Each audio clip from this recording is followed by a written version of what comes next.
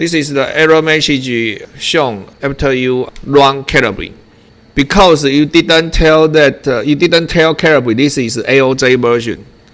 So you need to type this command, export use Calibre VCO AOJ. We are using AOJ version.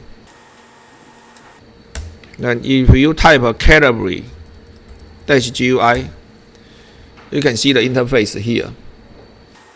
And if you click this, if you click the button here, for example, DRC, wait. Okay, if you click the button here, this is DFM, this is DRC. Okay, you can call different interface. This means here, the license is acquired. That means you pass the license check. Understand? So next time, if you want to run Calibre, you need to modify its environment setting. You need to add one more configuration here.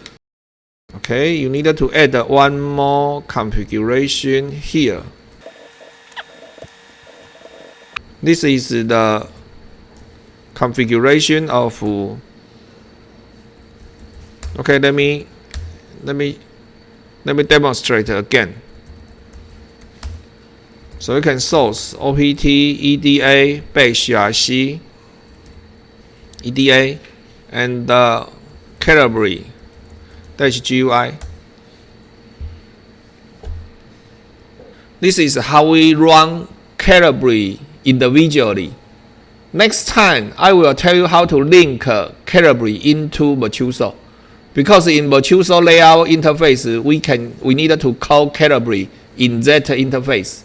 This is configure environment. So first, 3.1 environment setting. First is environment setting, and the second one, 3.2 link to Virtuoso. Okay, so you need to add this line in your configuration environment, in your environment setting. So that's the note today. So if you look back what I lectured today I tell you how to finish the error, how to solve the problem happened in Laker, right?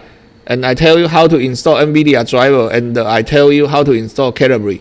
When we begin our class, I think I will finish the full custom flow in the next class.